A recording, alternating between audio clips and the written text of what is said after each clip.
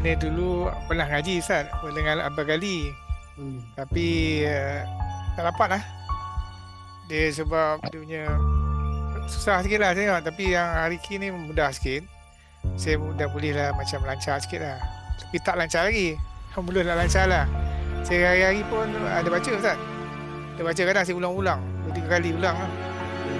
Tapi masih belum lancar lagi dah. Dia punya mudah Ustaz. Mudah macam kepahaman tu mudah lah. Macam kalau cara bergali tu dia macam tajwid dia nak hafal tu pening tu Ustaz. Nak hafal. Ustaz, tapi dia mudah nak memahami benda tu kan. Jadi saya rasa mudah lah lelaki mudah lah. Alhamdulillah lah.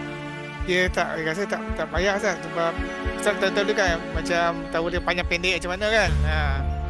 Macam kata nak dengung macam mana macam tu ajar tadi. Macam tu lebih mudah, itu lagi mudah. Ya. Apa yang buatkan Tuan Kamrul Zaman rasa macam faktor umur ni bukan penghalang untuk boleh belajar lagi? Kan setengah orang kata dah lewat dah, tak perlu dah. Saya dulu memang elak Ustaz khatam Quran ni. Kawan kadang ajak ke sebuah masjid pun saya segal. Dia ajak juga saya segal lah sebab kadang takut mengangkat kan. Pernah dulu imam tegur satu orang, dia mengangkat tegur.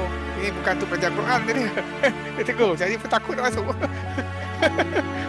Jadi saya pun kalau majlis kata majlis Quran tu saya di belakang saya dengar jelah. Macam itulah. Tapi insya-Allah sekarang ni ada keyakinan tak? Saya mungkin ada keyakinan lah. Tapi belum 100% Ustaz. Tapi apa nasihat untuk kawan-kawan kita di luar sana untuk belajar Quran? Belajar ni kita istiqamah lah Ustaz. Kalau macam kita hari-hari nak baca lah. Istiqamah. Kita boleh kenal huruf tu. Huruf atas bawah, depan belakang semua dah kita kenal lah.